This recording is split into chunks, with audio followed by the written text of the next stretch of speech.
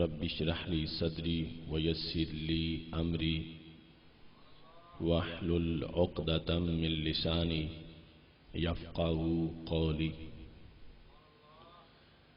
أحمدك اللهم يا مجيب كل سائل، والصلاة والسلام على من هو أفضل الوسائل وعلى آله وأصحابه ذوي الفضائل. أما بعد فأعوذ بالله من الشيطان الرجيم. بسم الله الرحمن الرحيم. الذين إن مكناهم في الأرض أقاموا الصلاة وآتوا الزكاة وأمروا بالمعروف ونهوا عن المنكر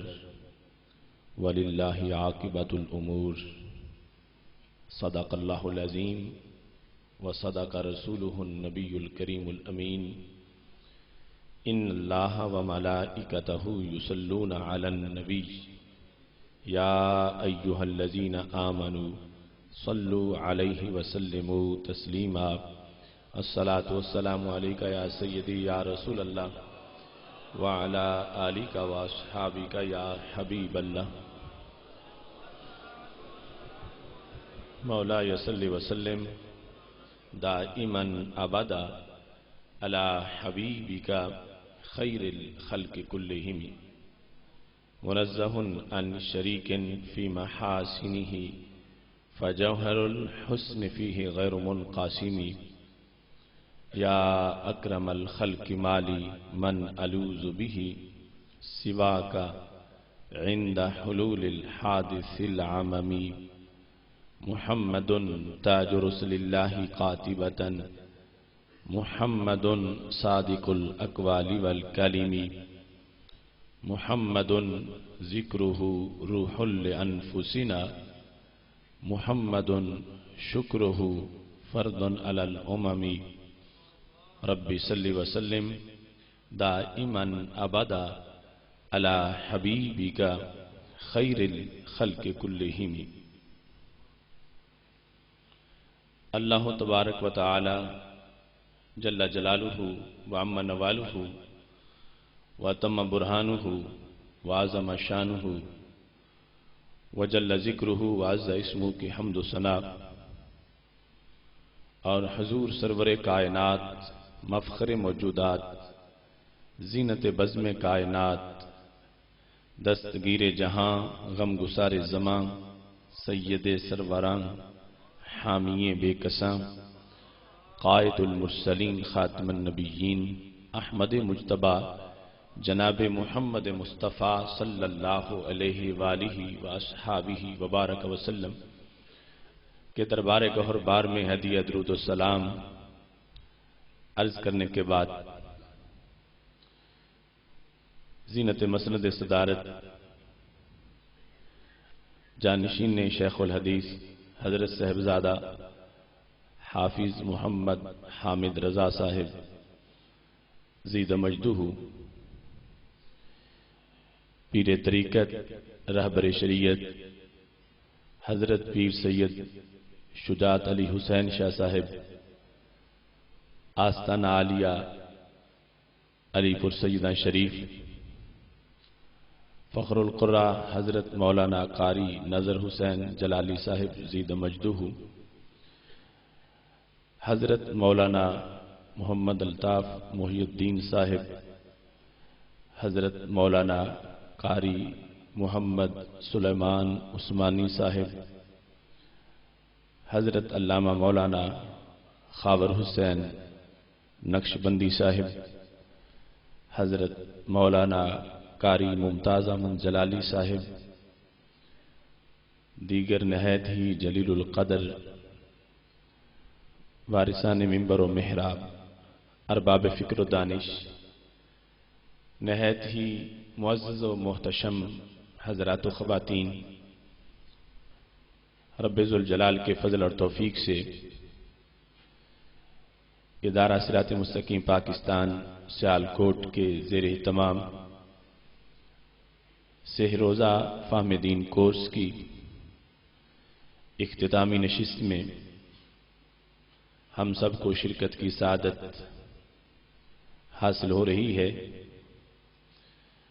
رب ذوالجلال کا کروڑوں بار شکر ہے کہ اس نے ہمیں اس کورس کے انعقاد کی توفیق عطا فرمائی اور ہم اس وقت اس کے اختتامی مرحلہ میں داخل ہو چکے ہیں۔ میری دعا ہے خالق کائنات جل جلالہ ہمارے اس عمل کو اپنے دربار میں قبول فرمائے اور اس عشرائے مغفرت میں ہم سب کے گناہوں کو معاف فرمائے۔ آج 14 اگست کے تاریخی دن میں سیالکوٹ کی سرزمین پر صبح کے وقت اہل حق کا یہ عظیم اجتماع آزادی کے شہیدوں کو سلام پیش کرتا ہے کہ رب ذوالجلال انہیں فردوس کے بالا خانوں میں بلند مقام عطا فرمائے اور ان کے خون پر جو تحفہ پاکستان کی شکل میں ہمیں ملا، رب ذوالجلال اس کی حفاظت فرمائے اور خالق کائنات جل جلالہ پاکستان کو صالح اور نیک حکمران عطا فرمائے۔ آج کا دن برصغیر پاک و ہند کے مسلمانوں کی تاریخ کا ایک عظیم دن ہے، جب کئی صدیوں کے جہد مسلسل کے بعد قافلہ منزل کو پہنچ رہا تھا، جس وقت سید عالم نور مجسم شفیع معظم صلی اللہ علیہ وسلم کے پیش کردہ نظریے کو عملی جامہ پہناتے ہوئے بر صغیر کے مسلمانوں نے لا الہ الا اللہ محمد الرسول اللہ کی بنیاد پر پاکستان کو قائم کیا اور تاریخ عالم میں اتنا بڑا کردار ادا کیا کہ محض دین کی خاطر 10 لاکھ مسلمانوں نے اپنی شہادت پیش کی، 2 کروڑ مسلمانوں نے اپنے گھر چھوڑے، 90,000 مقدس خواتین کی عزتیں قربان ہو گئیں، اور پھر یہ پاکستان معرض وجود میں آیا۔ آج اس متبرک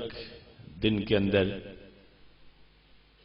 فامدین کورس کے اختتامی پروگرام میں ہماری گفتگو کا موضوع ہے قرآن اور پاکستان کا باہمی تعلق۔ میری دعا ہے خالق کائنات جل جلالہ ہم سب کو قرآن و سنت کا فہم عطا فرمائے اور قرآن و سنت کے ابلاغ و تبلیغ اور اس پر عمل کرنے کی توفیق عطا فرمائے۔ قرآن مجید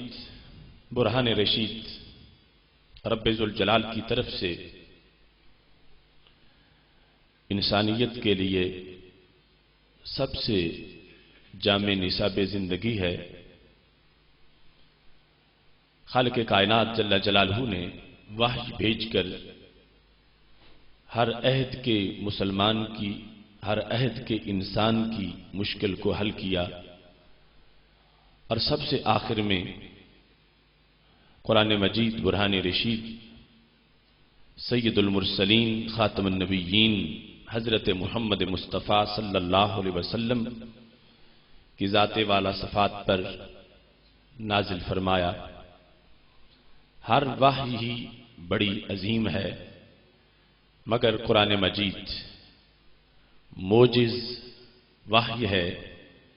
اور اس کے اندر اتنی جامعیت ہے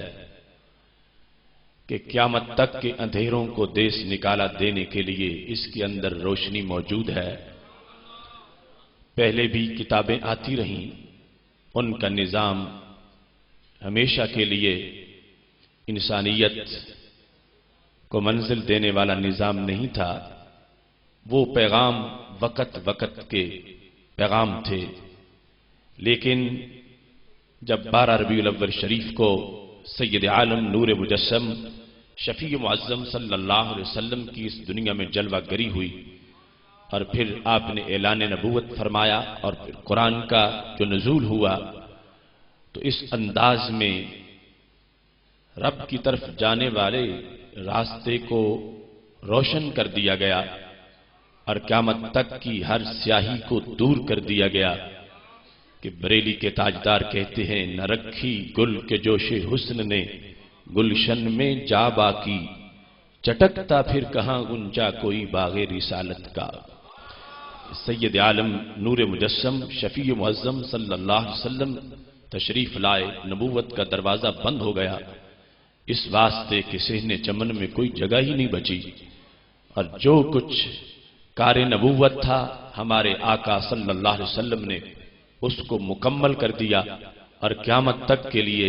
انسان کو جو غذا چاہیے تھی وہ دے دی، قیامت تک کے لیے جو سبق چاہیے تھا وہ عطا کر دیا، اور اس انداز میں دنیا سے تشریف لے جا رہے تھے۔ ترکتکم علی ملت بیضاء لیلھا کنہارھا، اے میرے غلاموں میں تمہیں روشن ملت پہ چھوڑ کے جا رہا ہوں، جس کی رات بھی اتنی روشن ہے جتنا کہ دن روشن ہوتا ہے۔ اس بنیاد پر سید عالم نور مجسم شفیع معظم صلی اللہ علیہ وسلم نے قرآن مجید اور بیان قرآن کے ساتھ قیامت تک کے ہر مسئلے کا حل پیش فرما دیا، اور قیامت تک کے لیے انسان کو جو کچھ چاہیے تھا وہ عطا فرما دیا۔ قرآن مجید برہان رشید نے ہمیں اللہ کے احکام کی طرف متوجہ کیا، نماز، روزہ، حج، زکوٰۃ اور دیگر جتنے بھی امور ہیں، لیکن انہیں صرف پڑھ لینا، صرف سمجھ لینا، صرف بیان کر لینا،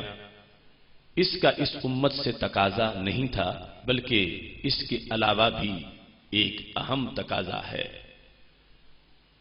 حضرت سفیان کا یہ قول بخاری شریف میں موجود ہے، کہتے ہیں قرآن کی ایک آیت مجھے اتنی شدید لگتی ہے، اتنی اور کوئی آیت میں اپنے لیے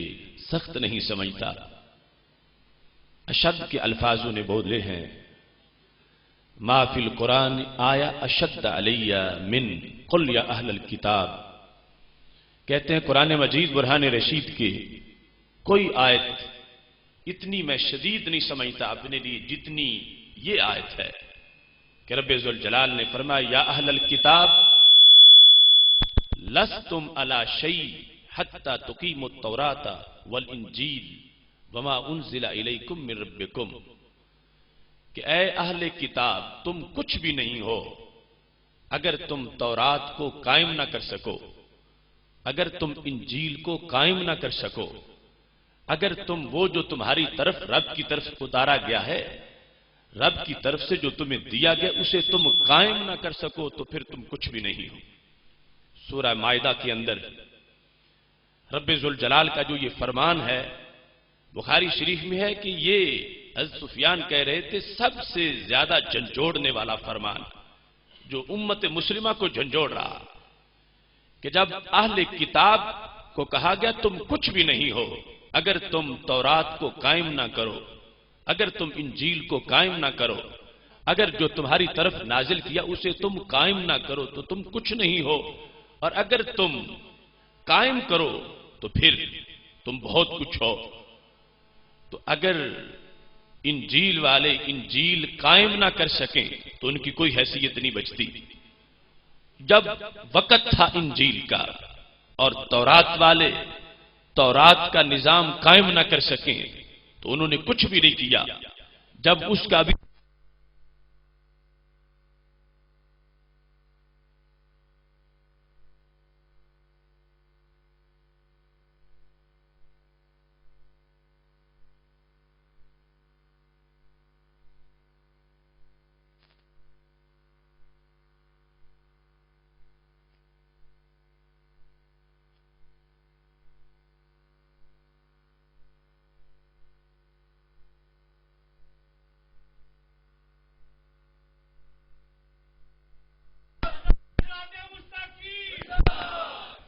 تو قائم کرنے کا ہمیں حکم ہے کہ قرآن کو قائم کرنا، محض پڑھنا، محض سمجھنا، محض اس کی تقریر کرنا اس کا تقاضا نہیں، یہ ابتدائی کام ہے۔ منزل اقامت قرآن ہے، اور اس امت کی ڈیوٹی بتائی گئی کہ جو نازل کیا گیا ہے اسے تم نے قائم بھی کرنا ہے۔ آج قرآن اور پاکستان کے باہمی تعلق کے موضوع پر اس آیہ کریمہ کو سامنے رکھتے ہوئے ان متبرک لمحات میں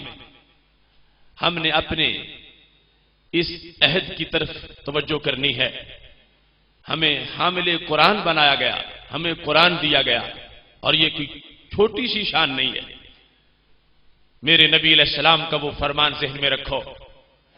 جب ارشاد فرما رہے تھے ان اللہ تعالی قرأ طٰ و یاسین قبل ان یخلق السماوات والارض ب1000 عام، کہ زمین و آسمان کی تخلیق سے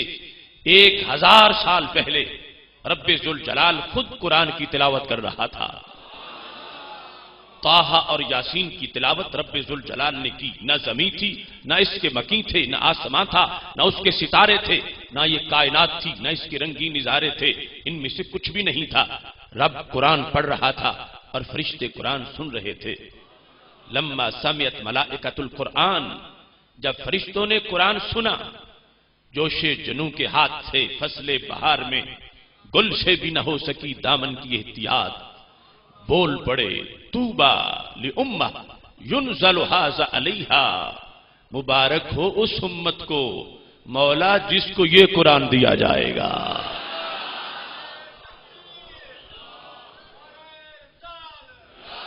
ابھی پہلی امت بھی نہیں آئی تھی، یہ جس زمین پہ ہم بیٹھے یہ نہیں بنی تھی، زمین کی تخلیق سے 1000 سال پہلے رب ذوالجلال کے دربار میں مبارکباد ہمیں دی جا رہی تھی۔ طوبیٰ لأمہ ینزل ھذا علیہا، مبارک ہو اس امت کو جن کے لیے یہ قرآن نازل کیا جائے گا۔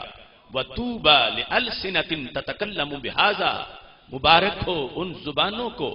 جن زبانوں سے یہ قرآن پڑھا جائے گا۔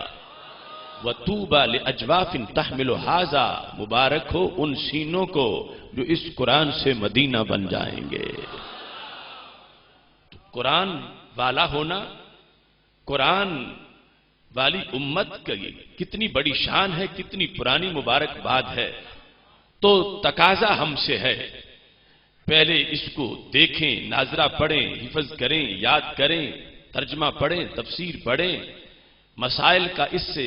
استنباط استدلال کریں، اور اس کے ساتھ اس کے نظام کو قائم کریں۔ جو اس کے احکام ہیں ان کو زمین پہ نافذ کرنا، یہ ہے اقامت قرآن۔ اگر قرآن محض مسجد کی الماری میں رہے اور باہر بازار میں نظام غیروں کا ہو تو یہ اقامت قرآن نہیں۔ اگر قرآن مسجد کی الماری میں رہے اور تھانے کچہری میں نظام غیروں کا ہو تو یہ اقامت قرآن نہیں۔ قرآن والوں سے یہ کہا گیا ہے اگر وہ پہلے اپنی محدود وقت کے لیے جو تعلیمات تھیں ان کی اقامت نہ کر سکے تو ان کی کوئی حیثیت نہیں، تو پھر تمہاری حیثیت بھی تب ہوگی کہ جس وقت تم اپنے اس عظیم پیغام کو جو رب ذوالجلال نے قرآن کی شکل میں تمہیں دیا ہے تم اس کی اقامت کرو اور اس کے احکام کو ہر طرف کائنات میں جاری اور نافذ کر دو۔ اس کے لیے اقامت کے لیے، اقامت قرآن کے لیے زمین کی ضرورت ہے جس پر اس کے نظام کو رائج کیا جاتا ہے، اور یہ اسلام کا پہلے دن سے مزاج ہے۔ کل بھی ایک باطل کا انداز تھا، آج بھی ہے، حق کی اس وقت بھی للکار تھی، آج بھی ہے۔ جس وقت سید عالم نور مجسم شفیع معظم صلی اللہ علیہ وسلم نے فاران کی چوٹی پہ کھڑے ہو کر اپنا ازلی پیغام دیا اور اس کے بعد قافلہ چلتا گیا، پھر وہ وقت آیا جب مدینہ شریف میں سٹیٹ کا روپ اختیار کر لیا، اسلام سلطنت کی شکل میں آ گیا۔ اب ابو جال اور اس کی پوری کمپنی ان کو تشویش لاحق ہوئی کہ یہ تو نظام لے کر آ گئے ہیں، اب ان کا مقابلہ تلواروں سے ان کے گھر جا کے کرنا چاہیے۔ ابو جال کو جس وقت مسلمان ابھی مکہ شریف میں تھے اور تھوڑے بھی تھے اور ان تک پہنچنا آسان بھی تھا، اس وقت انتہائی اقدام کا خیال نہیں آیا، لیکن اب مسلمان دور چلے گئے ہیں، زیادہ بھی ہو گئے ہیں، اب کوشش کرتے ہیں کہ جا کے ہم الجھیں، لڑیں، معذاللہ ان کو ختم کریں۔ اور پھر جنگیں شروع ہو گئیں، بدر، احد، خندق، یہ سب کچھ سامنے ہے۔ مدنی زندگی کے اندر ابو جال کی کمپنی یہ سمجھ رہی تھی کہ یہ جو اسلام ہے یہ محض مسجد کے اندر کا نظام ہے، باہر ہمارا راج ہوگا، باہر ہماری چتراہٹ ہوگی، باہر ہمارا نظام چلے گا۔ لیکن اسلام نے جس وقت سلطنت کا اعلان کر دیا اور نظام قرآن اور اقامت قرآن کا مرحلہ بالکل سامنے نظر آ گیا تو اب اس نے سمجھا یہ تو مسجد میں بھی ہے، مسجد سے باہر بھی ہے۔ ابو جال کے عقیدے کے مطابق اس کے جھوٹے معبودوں کے سجدے جب رکے اور سجدے رب کو ہو رہے تھے اور لوگ کلمہ پڑھ کے دائرہ اسلام میں داخل ہو رہے تھے، اس کو اتنی تکلیف نہیں ہوئی، لیکن جب اس کی چودراہٹ پہ ضرب لگی، جب اس کی انانیت پاش پاش ہونے لگی، جب اس کا جو اپنا مسلط کردہ نظام تھا اس کے مقابلے میں مدینہ شریف سے ایک نظام لانچ ہو چکا، تو اب اس کو زیادہ تشویش ہوئی۔ اس کو بتوں سے وہ پیار نہیں تھا جو اپنی چودراہٹ سے پیار تھا، لہذا وہ نکلا کہ اب یہ تو نظام والے آ گئے ہیں اور یہ فیصلے بھی ان کے ہیں اور مسجد بھی، بازار بھی اور کھیت کھلیان بھی، ہر جگہ انہی کا نظام ہے، تو پھر ہمیں جا کے روکنا چاہیے، یہ تو ہمارے خلاف، ہمارے نظام کے خلاف سب کچھ لے کے آ گئے ہیں۔ اور پھر وہ نکلے، مکہ شریف سے مدینہ شریف پہنچے اور قرآن والوں نے ان کو ناکوں چنے چبوائے اور ہمیشہ کے لیے نشان عبرت بنا دیا۔ اس وقت جو ابو جال کی سوچ تھی آج وہ امریکہ کی سوچ ہے۔ وہ ابو جال برداشت کر گیا تھا جیسے بھی چلو مسجد میں سجدے کرتے رہیں، لیکن بازار میں نظام میرا ہونا چاہیے، باہر چودراہٹ اور راج میرا ہونا چاہیے۔ اور جب اسلام اپنے منصوبے کے مطابق پہلے جس وقت اصلاح احوال عقیدہ ہو گیا اور پھر نظام کی باری آ گئی، اسلام نے سب کچھ بیان کر دیا اور پھر ابو جال پر یہ بات بھاری ہوئی۔ آج کا امریکہ بھی یہ چاہتا ہے کہ مسلمان چاہیں تو واشنگٹن میں وائٹ ہاؤس میں افطاری کا پروگرام بھی کر لیں، اذان بھی دے لیں، اگرچہ اسے پسند نہیں مگر یہ برداشت ہے، لیکن وہ کہتا آرڈر میرا چلے گا۔ امریکہ کا نیو ورلڈ آرڈر یہ آج کی ابو جہلی سوچ ہے، جو کل ابو جال اپنا آرڈر ضروری سمجھتا تھا اسلام کے مقابلے میں، اور اسلام کے نظام عبادات پر اس کو اتنا غصہ نہیں آیا جتنا نظام پر غصہ آ گیا کہ یہ تو امور سلطنت ہے۔ ایسے ہی آج بھی امریکہ اسی سوچ پر ہے اور چاہتا ہے کہ اسلام کے مقابلے میں نیو ورلڈ آرڈر پیش کروں اور اپنا نظام رائج کروں اور جاری کروں، لیکن قرآن کل بھی چمک رہا تھا، قرآن آج بھی چمک رہا ہے۔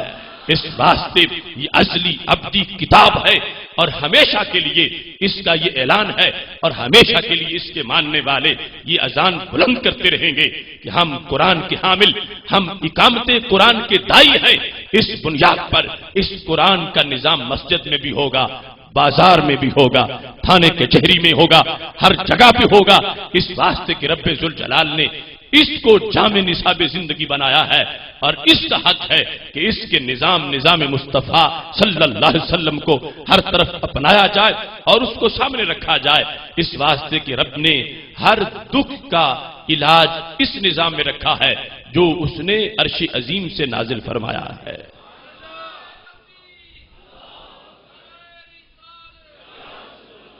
اقامت قرآن کے لحاظ سے اس وقت سٹیٹ اور سلطنت اور زمین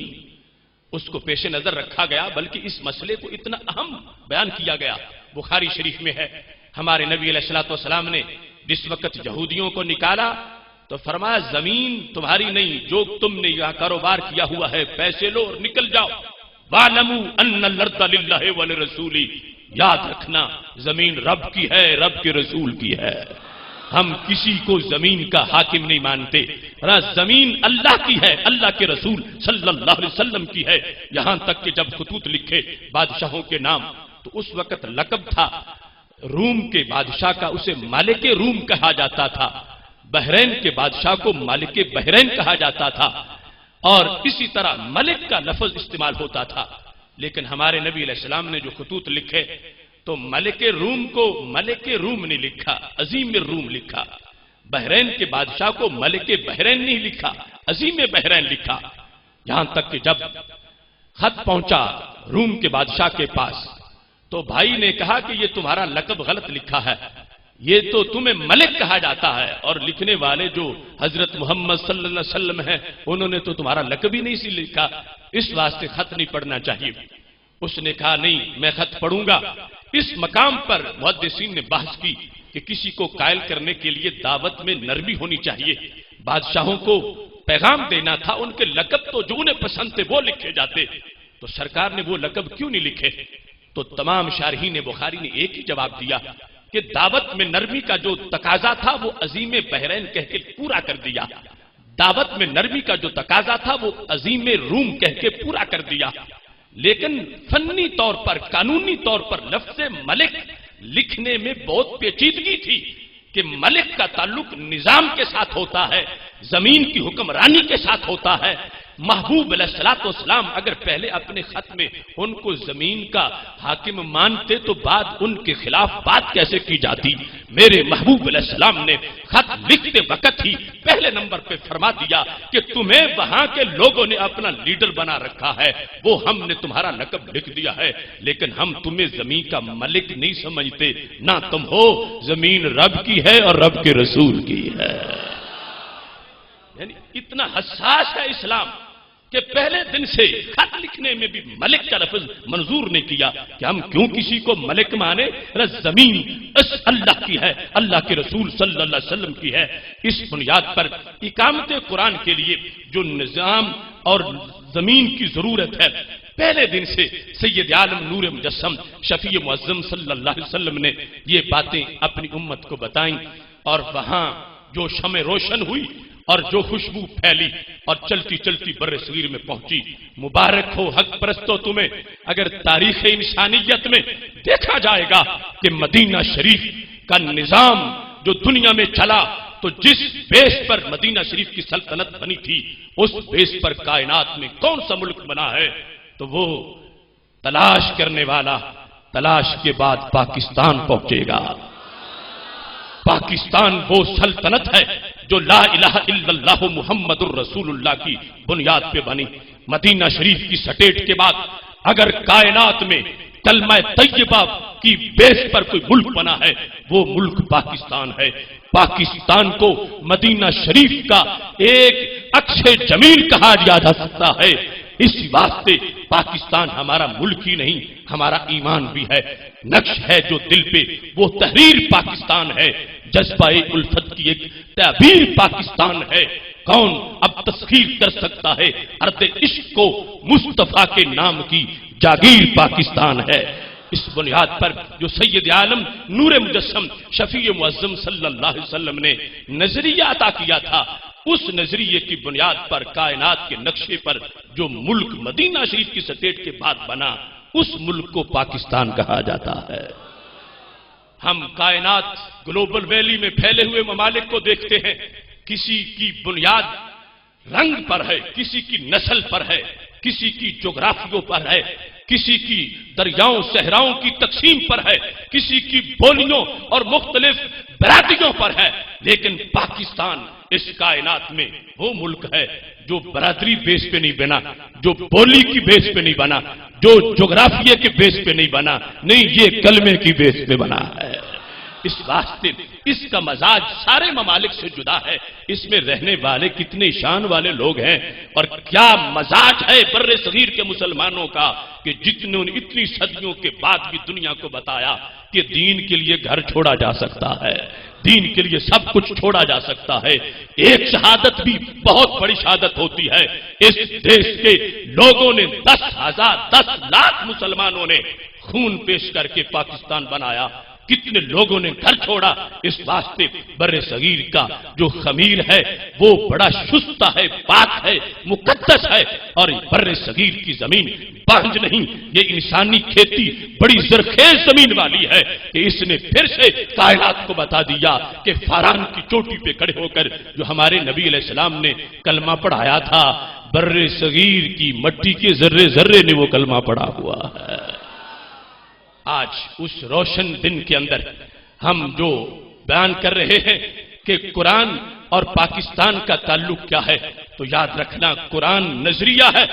اور پاکستان اس نظریے کا عملی جامہ ہمیں منظر نظر آ رہا ہے، وہ پریکٹیکل کی شکل میں پاکستان ہمیں نظر آ رہا ہے۔ قرآن مجید وہ حکم ہے، آرڈر ہے، نظام ہے، اور اس کی خاطر یہ پاکستان بنایا گیا ہے۔ یاد رکھنا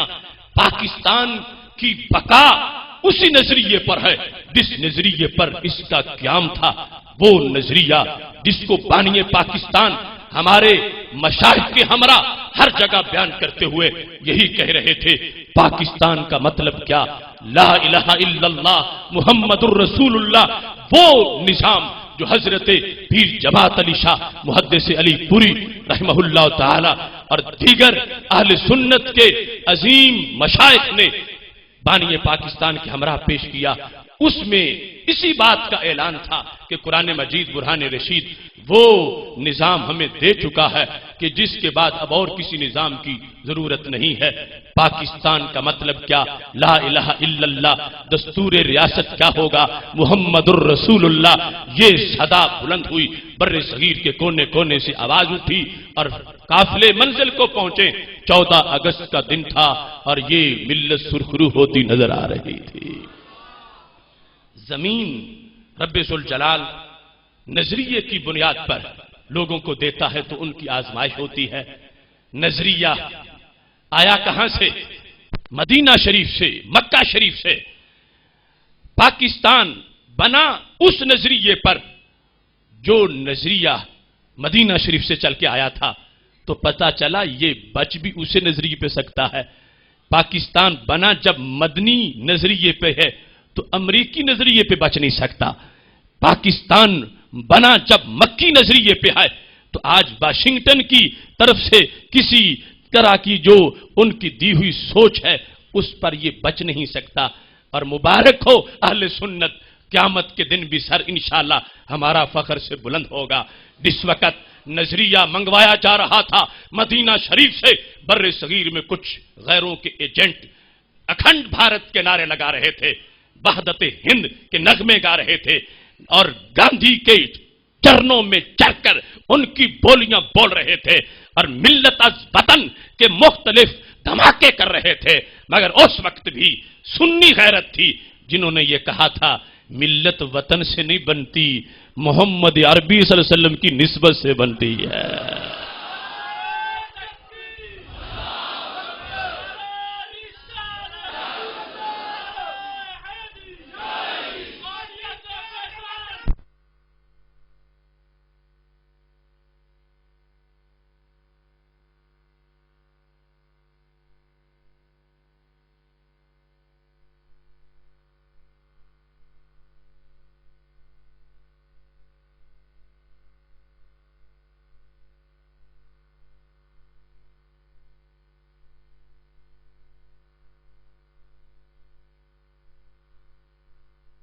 رکھا اس کو لے کے چلے اور پاکستان بنا۔ بدر میں نظریہ کیا تھا؟ جب بدر میں دو طرف افواج تھیں، ایک طرف حق والے، دوسری طرف باطل پرست، تو کیا آپس میں دو رنگوں کی لڑائی تھی یا دو نسلوں کی لڑائی تھی یا دو بولیوں کی لڑائی تھی؟ نہیں، رنگ بھی ایک، نسل بھی ایک، علاقہ بھی ایک، جغرافیہ بھی ایک، بلکہ باپ بیٹا مقابلے میں آ گئے تھے۔ تو لڑائی رنگ و نسل کی بنیاد پہ نہیں تھی، نظریے کی بنیاد پر تھی۔ ایک طرف حق پرست ہیں لا الہ الا اللہ محمد الرسول اللہ والے، اور دوسری طرف اس نظریے کے خلاف وہ سلطنت جو مدینہ شریف کی تھی، اس کا جو نظریہ تھا، اس نظریے کو بر صغیر میں ٹو نیشن تھیوری کے ساتھ، دو قومی نظریہ کے ساتھ اگر متعارف کروایا ہے تو وہ اہل سنت کے بزرگوں نے کروایا ہے۔ جب اکبر اپنا نام نہاد دین الہی لانچ کر رہا تھا اور ہندو اور اسلام ان دو مذہبوں کو ملا کر ایک معجون مرکب تیار کر رہا تھا، اس وقت اس نام نہاد روشن خیالی کو اگر لگام دی ہے تو ہمارے مجدد الفسانی نے دی ہے۔ وہ صوفی مسلح پہ بیٹھ کر اس نے تخت شاہی کو لرزہ پر اندام کر دیا۔ وہ خود گوال یار کے گلے میں بند ہو گئے، مگر ان کا سوز دربار شاہی تک پہنچ گیا۔ اس وقت اکبر جو کہہ رہا تھا کوئی فرق نہیں، بات ایک ہی ہے، رام رحیم کا کوئی فرق نہیں، جس نے رام رحیم کا فرق بتایا وہ سنی غیرت تھی، وہ سنی مزاج تھا، وہ سنی کارواں تھا۔ آج لوگ باتیں کرتے ہیں دکھائیں، اس وقت ان کا کون تھا؟ جس وقت حضرت خواجہ معین الدین چشتی اجمیری حق کی اذان دے رہے تھے، جس وقت داتا گنج بخش اجمیری حق کا کلمہ پڑھا رہے تھے، جس وقت بابا فرید حق کے نعرے لگا رہے تھے، جس وقت مجدد الفسانی اکبر کو ناکوں چنے چبوا رہے تھے، یہ اپنا کوئی امام تو کیا مؤذن ہی دکھا دے، بڑا تو کیا کوئی بونا سا ہی دکھا دے، نہیں دکھا سکتے۔ اہل سنت کل بھی ہمارا تھا، آج بھی منظر ہمارا ہے۔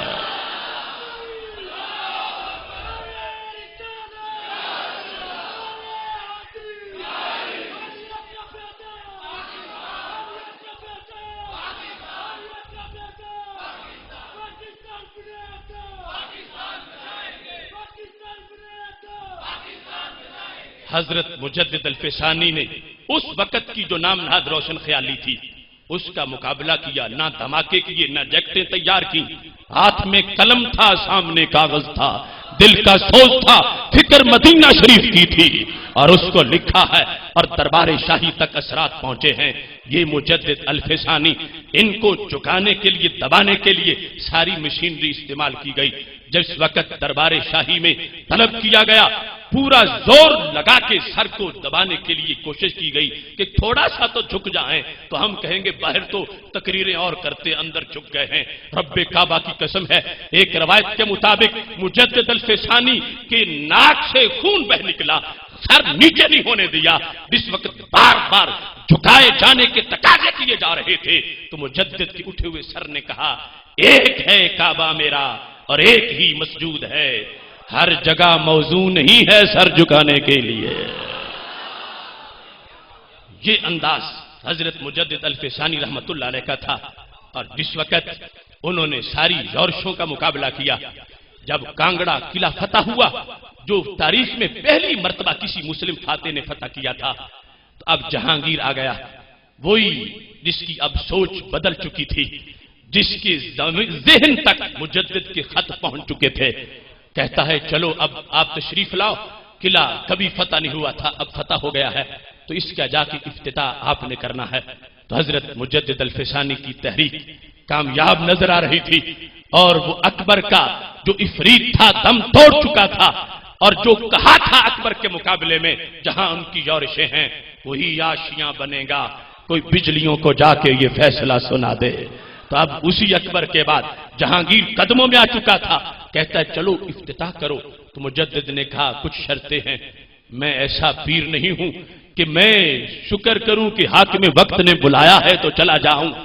میں شرط لگاؤں گا، کانگڑا قلعہ کے اندر جس وقت میرا قدم جائے گا اذان کی آواز گونجے گی، اگلے قدم پہ گائے کو ذبح کیا جائے گا، اس سے اگلے قدم پہ مسجد کا سنگ بنیاد رکھا جائے گا۔ یہ کل کی رات کے تارے جو چاند بن کے چمکے، بر صغیر کا مزاج بدلا، دو قومی نظریہ جس کی بیس پہ وہ سلطنت مدینہ شریف کی بنی تھی، بر صغیر کو وہ نظریہ پڑھایا ہے تو ہمارے اکابر نے پڑھایا ہے۔ انہوں نے اس دو قومی نظریے کی تبلیغ اس انداز میں کی ہے کہ جب چلتے چلتے وہ قافلہ آگے پہنچا تو اسی فکر کے حامل لوگ ہمیں بر صغیر میں دو قومی نظریے کی اذانیں دیتے نظر آئے، وہ حضرت شاہ عبد العلیم میرٹھی ہوں، وہ حضرت مفتی مصطفیٰ خان رضا ہوں، وہ ہمارے اسلاف کا چمکتا کارواں ہے جنہوں نے اس وقت کی ان ساری تقریروں کا جواب دیا جب منبر و محراب سے گاندھی کی حمایت کی جا رہی تھی، جس وقت دلی کے لال قلعے کی عظمت کعبے کے مقابلے میں بیان کی جا رہی تھی، جب زمزم کے مقابلے میں گنگا اور جمنا کے پانیوں کی قسمیں اٹھائی جا رہی تھی، اس ہند کی کالی رات میں پاکستان کا سورج طلوع کرنے کے لیے جن لوگوں نے کردار ادا کیا وہ اہل سنت کے علماء و مشائخ ہے۔ وہ قرآنی نظریہ کے فرق ہے درمیان میں، نظریے کی بنیاد پر وہاں بدر میں جو فرق تھا وہ فرق سامنے رکھ کے بر صغیر میں تحریک چلی آزادی کی۔ لوگ کہتے تھے جب ہماری بولی ایک ہے، علاقہ ایک ہے، تو پھر تقسیم کس چیز کی ہے؟ جب ہمارا تمدن ایک ہے، کلچر ایک ہے، تو تقسیم کس چیز کی ہے؟ یہ منبر و محراب سے آوازیں آ رہی تھیں، کچھ لوگ آیات کے مفہوم بدل بدل کے وحدت ہند، اکھنڈ بھارت اور یہ قومیت کی تقریریں کر رہے تھے، ہندو علاقہ اور بھارت کے وحدت کے لحاظ سے جواز کر رہے تھے، لیکن یہ سوچ اہل سنت کی ہے جنہوں نے بر صغیر کو خواب سے جگایا کہ یہاں پر بات رنگ نسل بولی کی نہیں، بات مدینے والے کی غلامی کی ہے۔ شہر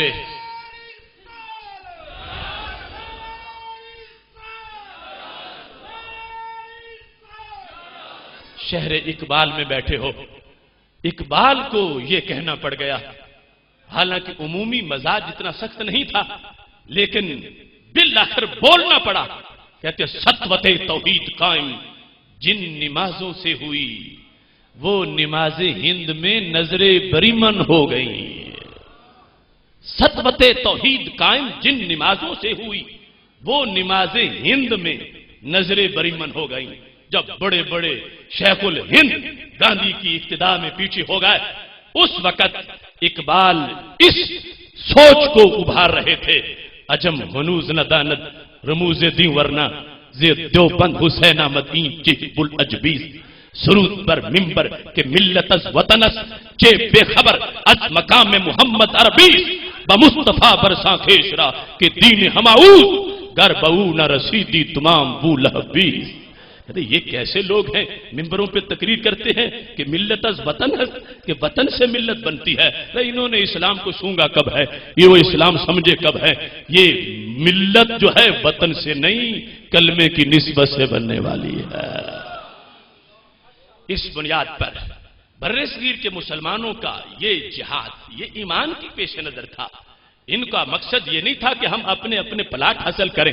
ان کا مقصد یہ نہیں تھا کہ ہم کچھ دنیا والی سیاست کریں، نہیں، یہ اس سیاست مدنی کا شعبہ تھا جو میرے نبی علیہ السلام نے فرمایا کانت بنو اسرائیل تسوسہم الانبیاء، بنی اسرائیل کی سیاست ان کے نبی کرتے تھے، بخاری شریف میں ہے، جب ایک چلے جاتے تھے دوسرے آ جاتے تھے، اب میں آ گیا ہوں، میرے بعد کوئی نبی نہیں آئے گا، قیامت تک میری امت کے علماء یہ پیغام آگے پہنچاتے رہیں گے۔ لہذا نظریے کے لیے زمین کا ہونا یہ پرانا اسلام کا اصول تھا، اس کے پیش نظر بر صغیر کے مسلمانوں نے جنگ لڑی، رب نے فضل کیا اور آج کے تاریخی دن اور رمضان کے روشن لمحات میں خالق کائنات نے پاکستان جیسا ملک ہمیں عطا فرما دیا۔ اب آج کچھ لوگ آج بھی کہتے ہیں 3 صدیوں کے گناہوں کی سزا پاکستان، معاذ اللہ۔ اب پاکستان کو ناکام بنانے والے جنہوں نے پہلے مخالفت کی تھی وہ اب بھی ہیں، اور آج بھی وہ جو اس کو جلائیں، اس کے عوام پر بجلی گرائیں، ہسپتالوں میں مریضوں کو جلائیں، سکولوں میں بچوں کو جلائیں، مزارات پہ زائرین کو جلائیں، مسجدوں میں نمازیوں کو جلائیں، یہ وہ پرانے اکھنڈ بھارت والے ہیں جن کا اس ملک کی نظریاتی اساس کے ساتھ کوئی تعلق نہیں، یہ کرایہ دار لوگ ہیں، کہیں اور جا بیٹھیں گے۔ اس واسطے اس ملک کی بقا کے لیے انہوں نے یہ کام کرنا ہے جن کے بزرگوں نے کل اپنا خون دیا تھا۔ تو پاکستان کی جد و جہد ایمانی جد و جہد تھی، تو وہ خاندان، وہ وڈیرے، وہ سرمایہ دار وہ پاکستان کو لوٹنے والے، ان کو سوچنا چاہیے اتنی پاکیزہ جد و جہد کو وہ کتنا داغدار کرنا چاہتے ہیں۔ پاکستان بنی تھی تو مسجد بنی تھی، یہ ملک کب تھا؟ یہ تو مسجد بنی تو لا الہ الا اللہ محمد الرسول اللہ کی بنیاد پر مسجد بنی۔ لوگ کچھ اس کو مندر بنانا چاہتے ہیں اور کچھ اس کو مورچہ بنانا چاہتے ہیں۔ اہل سنت کی آواز یہ ہے، ہم نہ مندر بننے دیں گے نہ مورچہ بننے دیں گے، یہ سرکار کے نام کی مسجد ہی رہے گی۔ پاکستان کے طول و عرض میں ایجنسیاں اور این جی اوز اور امریکی گٹروں کے کیڑے اور مغرب کے پالتو ایجنٹ وہ روزانہ نئی سکیمیں لا کے اس کو امریکہ کی کالونی بنانا چاہتے ہیں اور اس کو اپنے گندے افکار کے زہر کے اندر گرفتار کرنا چاہتے ہیں۔ ہم اپنی زندگی میں ہماری نسلیں بھی انشاءاللہ اس ملک کی اس آن پر آنچ نہیں آنے دیں گی۔ یہ تقدس کی بنیاد پہ بنا ہے، اور دوسری طرف جو اپنی خواہش باطن کو اور بدحواسی کو پورا کرنے کے لیے اس مسجد کو مورچہ بنا کے اپنا کام چلانا چاہتے ہیں، ہم اسے مورچہ بھی نہیں بننے دیں گے۔ آج کے دن کا عہد ہے کہ پاکستان زمین پر اللہ کی طرف سے ایک قسم کی مسجد ہے ملکوں کے اندر، مدینہ شریف کے زیر سایہ یہ انشاءاللہ مسجد مسجد ہی رہے گی۔ اس عظیم نظریے میں جس وقت آج دو طرفہ خطرات ہیں، ایک نام نہاد روشن خیالوں کا اور دوسرا وہ جو پرانے اکھنڈ بھارت کے پجاری ہیں، اس میں ہمارے لیے قرآن اور پاکستان کا جو تعلق ہے اس کو ہائی لائٹ کرنے سے ہی ہر طرح کی حفاظت ہو سکتی ہے۔ ہر قسم کے جراثیم مارنے کے لیے قرآن اور پاکستان کا تعلق یہ ظاہر کرنا ہے۔ نام نہاد روشن خیالی کے جراثیم بھی مر جائیں گے، اکھنڈ بھارت اور وحدت ہند کے جن کو اب بھی خواب آتے ہیں انہیں بھی جاگ آ جائے گی، اس واسطے کہ جس نظریے پر بنایا گیا تھا صرف اسی پر ہی بچایا جا سکتا ہے۔ پاکستان کے مرض کا علاج واشنگٹن کے پاس نہیں، پاکستان کی بیماری کا علاج اسرائیل کے پاس نہیں، پاکستان کے مسائل کا حل برطانیہ کے پاس نہیں، پاکستان کی ہر بیماری کا علاج گنبد خضرا کی ہریالی میں موجود ہے۔ ہمیں کسی کے بریانی کی ضرورت نہیں، ہمارے لیے ماجون مدینہ شریف کافی ہے۔ اس بنیاد پر آج اس قرآن مجید کو سامنے رکھتے ہوئے بقائے پاکستان کے لحاظ سے ہمیں دیکھنا ہے اس ملک میں جتنے بھی اس ملک کو لوٹنے والے ہاتھ ہیں ان سب کو روکنے کی ضرورت ہے۔ یہ وسائل سے بھرا ہوا ملک یہ چند خاندانوں کی عیاشیوں کے لیے نہیں بنایا گیا تھا، اس کے لیے تو تہجد گزاروں نے محنتیں کی تھی دن رات، اور یہ پاکستان بنا تھا، یہ شرابیوں کے لیے نہیں بنا تھا، یہ بدکاروں کے لیے نہیں بنا تھا کہ وہ اپنے اڈے بنائیں اور عیاشیاں کرتے پھریں، نہیں، راتوں کو جاگنے والے رب کی یاد میں آنسو بہانے والے ولیوں نے مل کے یہ بنایا تھا۔ اس میں اس نظام کی ضرورت ہے جس کے لیے مقصد جو ہو اس کے لیے چیز کو رکھا جائے تو پھر دیر پا بھی ہوتی ہے، اور جو جس مقصد کے لیے نہ ہو اس کو چھوڑ کے استعمال کریں تو جلدی خراب بھی ہو جاتی ہے اور تباہ و برباد بھی ہو جاتی ہے۔ اس واسطے مخصوص مزاج والا ملک ہے، مخصوص اس کا تقاضا ہے، اس کی اندرونی حالت اور اس کی خارجہ پالیسی، اس کی گلی گلی کا نظام سب کا سب قرآن مجید کے تحت ہونا چاہیے، پھر رحمتوں کا نزول ہوگا، ورنہ آفتے ہیں۔ چونکہ رب ذوالجلال کی طرف سے ہر ایک چیز جو اس کی حیثیت ہوتی ہے اسی کے لحاظ سے اس کا اہتمام بھی ہوتا ہے۔ اوروں کا نصاب اور ہے، ہمارا نصاب اور ہے۔ ہندو ہندو ہے، عیسائی عیسائی ہے، یہودی یہودی ہے، وہ دھتکارے ہوئے ہیں، وہ لگام رب نے چھوڑی ہے ڈھیلی ان کی، جو کچھ بھی ہو جائے تو انہیں وہ لکڑ ہضم پتھر ہضم کا معاملہ ہے۔ ہم نے تو تقوی کورس میں داخلہ لیا ہوا ہے، ہم ایمان کلاس کے سٹوڈنٹ ہیں، ہم طیبہ نگر کے راہی ہیں، ہم دوسروں کے ساتھ کیسے چلے، دوسروں کے پیچھے کیسے چلے؟ ان کا منہ سیدھا جہنم کی طرف ہے، ہمارا سیدھا جنت کی طرف ہے۔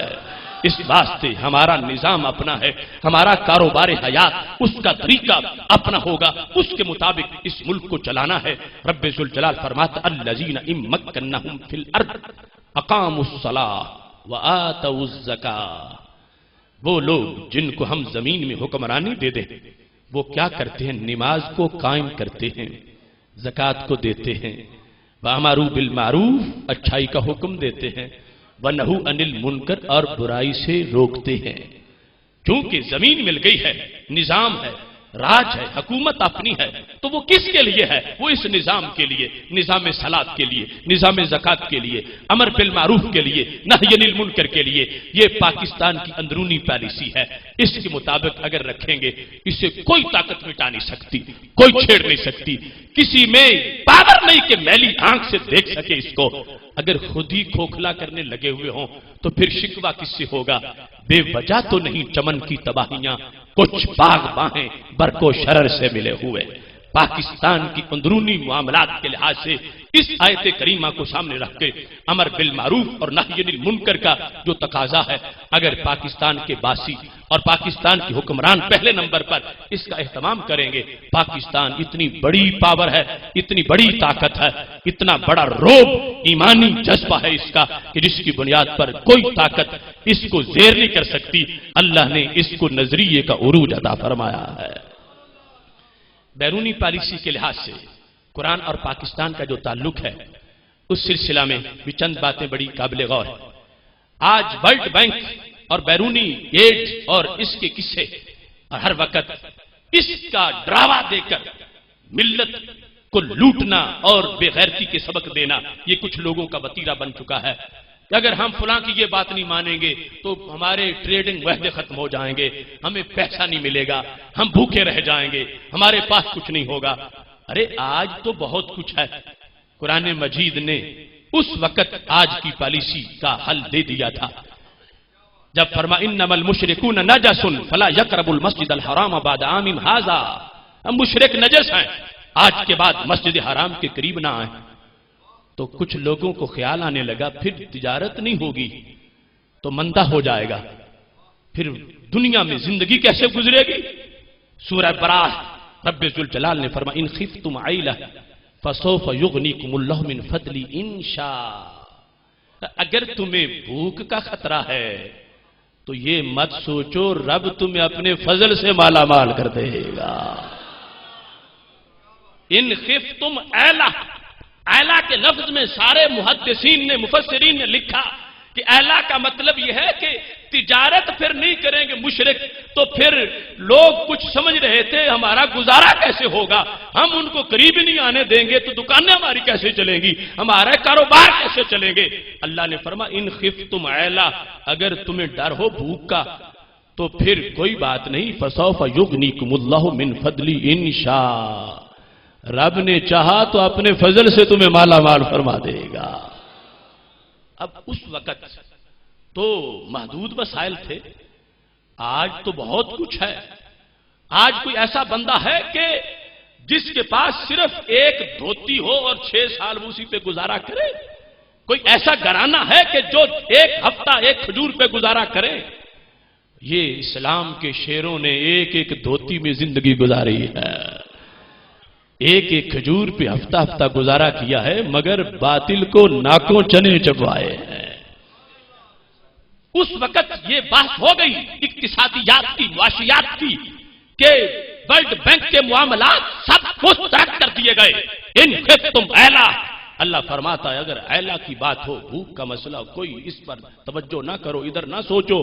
اللہ دینے والا ہے، اللہ بے نیاز ہے، عطا کرنے والا ہے۔ دوسری طرف خارجہ پالیسی میں لوگ ہر وقت ڈرانے پہ لگے رہتے ہیں، اگر نہیں بات مانیں گے تو وہ یہ کر دے گا، ہم سے وہ کر دے گا، امریکہ یہ کر دے گا، امریکہ وہ کر دے گا، برطانیہ یہ کر دے گا، اسرائیل یہ کر دے گا۔ رب ذوالجلال کا قرآن ہر بات کو پہلے بیان کر چکا ہے، سورہ مائدہ میں موجود ہے۔ رب ذوالجلال ارشاد فرماتا ہے فَتَرَ الَّذِينَ فِي قُلُوبِهِم مَرَضٌ يُسَارِعُونَ فِيهِمْ یقولون نخشى ان تصیبنا دائرہ، اللہ فرماتا ہے دیکھو گے تو ان لوگوں کو جن کے دلوں میں بیماری ہے، یسارعون فیہم، وہ یہود و حنود سے دوستی میں جلدی کرتے ہیں، یسارعون فیہم، وہ کہتے ہیں دوستی ہونی چاہیے ہماری، یارانہ ہونا چاہیے، بس ان کے بن جانا چاہیے۔ کیوں ڈراوا کیا دیتے ہیں؟ ان تصیبنا دائرہ، اگر ہم نہیں ان کی بات مانیں گے، دوستی نہیں کریں گے، وہ تو حملہ کر دیں گے۔ اللہ فرماتا عسى الله ان ياتي بالفتح او امر من عنده فيصبحوا على ما اسروا في انفسهم نادمين، فرمایا اللہ تمہیں فتح عطا فرمائے گا، قریب ہے کہ رب تمہیں فتح دے دے گا،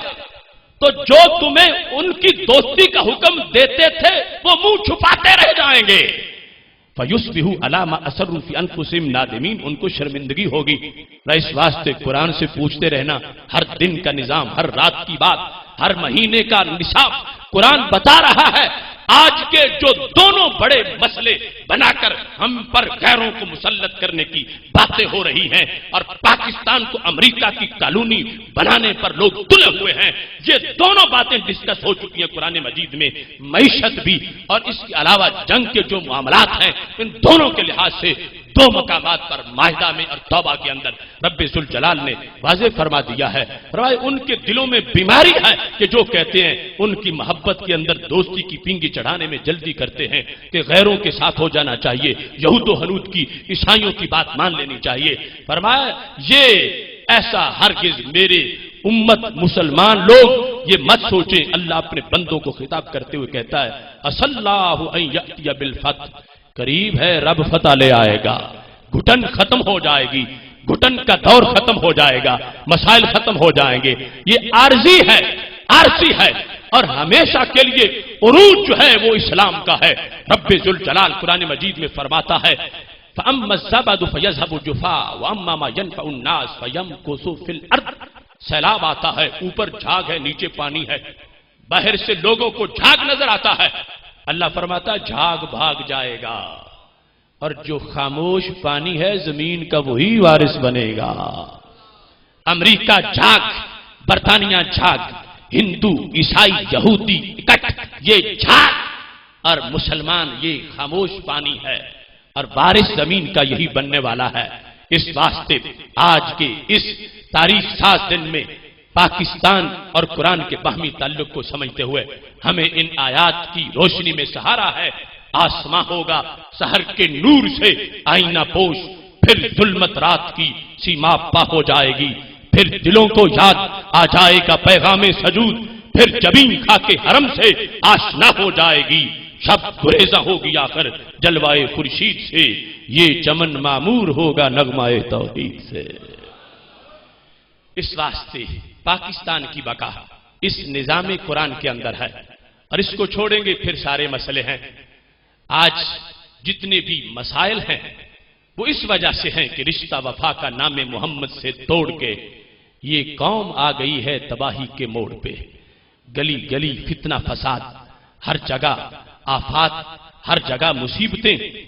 اس لیے ہے کہ نظام قرآن کو چھوڑا ہے، نظام مصطفیٰ صلی اللہ علیہ وسلم نظام اسلام کو چھوڑا ہے۔ حضرت عمر بن عبدالعزیز رحمہ اللہ تعالیٰ کو کسی نے خط بھیجا گورنر نے کہ ہمارے شہر کے لیے کوئی گرانٹ بھیج دو، شہر کی دیواریں بوسیدہ ہو گئی ہیں، ہمیں اس میں اچھی گلیاں بنانی ہیں اور ہم چاہتے ہیں کہ اس کو ایڈوانس کریں۔ تو حضرت عمر بن عبدالعزیز نے جواب میں لکھا کہ تم اپنے شہر میں نظام عدل رائج کرو، گلیاں خود ہی بن جائیں گی، فرمایا دیواریں نہیں گریں گی، پکی ہو جائیں گی، تمہیں میرے پیسوں کی گرانٹ کی ضرورت نہیں، تمہیں مدینے والے کے نظام کی ضرورت ہے، اس کو رائج کرو، تمہارے مسئلے خود بخود حل ہو جائیں گے۔ اور اگر اس کو چھوڑیں گے پھر کوئی بھی نہیں بچا سکتا۔ کس کے پاس طاقت ہے کہ جو ہمیں بچا سکے؟ ہم چھوڑیں اسلام کو اور پھر کوئی دوسرا آ کے ہمیں رسوائی سے بچا سکے؟ معاذ اللہ ایسا نہیں ہو سکے گا۔ پھر ہم نے بچنا ہے تو اسلام کے زیر سایہ ہی رہ کے بچنا ہے۔ آج معیشت کے جو مسائل ہیں وہ سارے اسی وجہ سے ہیں کہ قرآن تو بڑی خاص چیز ہے اور پاکستان اس کا فیض ہے، اور جو فیض کا پھول ہے جب اس مچھلی کو پانی سے جدا کیا جائے گا تو تڑپتی رہے گی۔ یہ پاکستان کی مچھلی جی تب سکتی ہے جب قرآن کے سمندر کا پانی موجود رہے گا، اس کے باہر یہ تڑپتی رہے گی۔ اب حضرت سیدنا ابو ہریرہ رضی اللہ تعالی عنہ ظلم کی مذمت میں تقریر کر رہے تھے، تو کسی نے کہا ابو ہریرہ یہ اتنی سخت تقریر تم کر رہے ہو، ظالم اپنا ہی نقصان کرتا اور کسی کا کیا بگاڑتا؟ تو حضرت ابو ہریرہ رضی اللہ تعالیٰ عنہ نے کہا نہیں، صرف اپنے نہیں کرتا، ماحول کا بھی بڑا نقصان کرتا ہے۔ کیوں؟ فرمایا حبارہ جیسے پرندے گھونسلوں میں کمزور لاغر ہو کے ظالم ظلم کی وجہ سے مر جاتے ہیں۔ حالانکہ ظالم نے اس پرندے کو جا کے فائر نہیں کیا، پرندہ گھونسلے میں بیٹھا ہے، ظالم اپنی کوٹھی میں ہے، اپنے ایوان میں ہے، اپنے دفتر میں، اپنے مکان میں ہے، اس کی پرندے کی ملاقات ہی نہیں ہوئی۔ حضرت سیدنا ابو ہریرہ رضی اللہ تعالیٰ عنہ کہتے ہیں اس ظالم کی نحوست معاشرے میں آتی ہے، اس کی وجہ سے معاشرے کے اندر بے برکتی ہوتی ہے، بے برکتی سے فصلوں کی برکت اٹھ جاتی ہے، قحط پڑ جاتا ہے، جس کے نتیجے میں اور تو اور رہا پرندوں کی روزی پہ بھی اثر پڑ جاتا ہے۔ حزلن لظلم الظالم، فرمایا وہ پرندہ گھونسلے میں بیٹھ کے بالآخر لاغر ہو کے، بیماری اسے کوئی نہیں، لاغر ہو کے مر جاتا ہے۔ اور حبارہ وہ پرندہ ہے، حضرت ملا علی قاری لکھتے ہیں کہ یہ رزق کی تلاش میں بڑا ہی محنتی پرندہ ہے کہ اگر بصرہ میں اس کو ذبح کیا جائے تو اس کے اندر سے وہ دانے نکلتے ہیں جو بصرہ کے کھیتوں میں نہیں، وہ فصل کوفہ میں موجود، روزی کے لیے اتنا دور تک جاتا ہے۔ ایسا نہیں کہ نکھٹو ہو کہیں جاتا نہیں ہے اور بھوکا گھر میں مر گیا ہے، نہیں، بڑا محنتی پرندہ ہے، دور تک جاتا ہے رزق کی تلاش میں، مگر ظالم کے ظلم کی وجہ سے وہ پرندہ بھی بالآخر معیشت کا اس کو سامنا ہو جاتا ہے اور معاشی مسائل پیدا ہو جاتے ہیں اور وہ بھوکا رہنا شروع ہوتا ہے اور مر جاتا ہے۔ اس واسطے یہ جو آج ہمارے مسائل ہیں وہ سارے کے سارے قرآن مجید سے دوری کی وجہ سے ہیں۔ اگر قرآن مجید کا قرب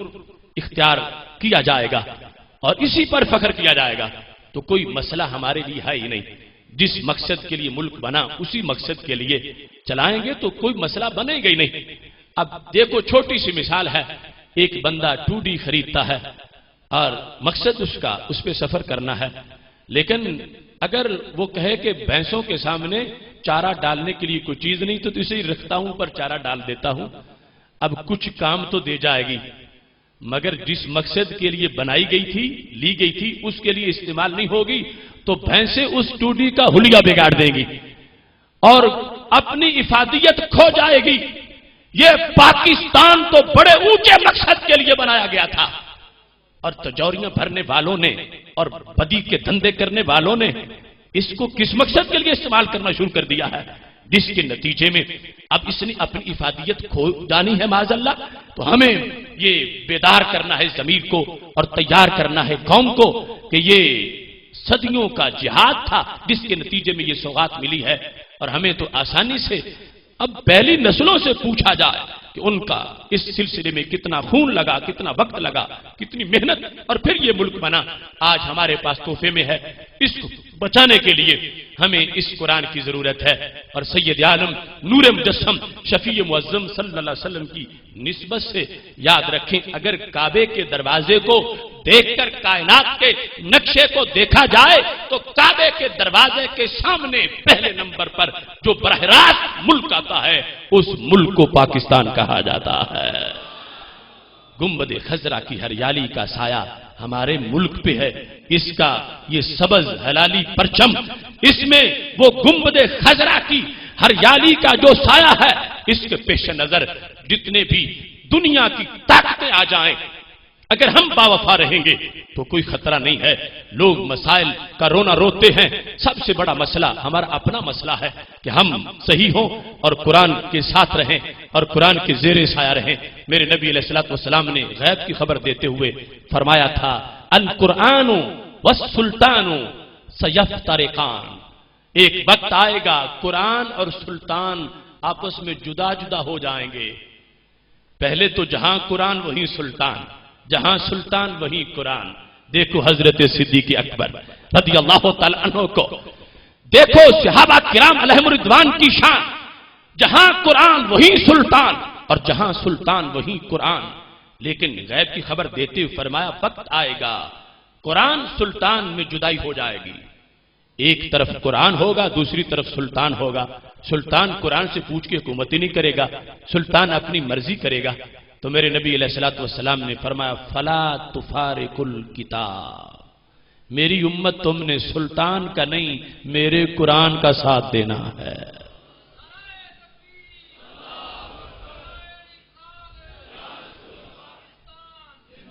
آج سنی اتحاد کونسل اسی عظیم مقصد کے لیے پاکستان کو بچانے کے لیے مصروف عمل ہے۔ یاد رکھنا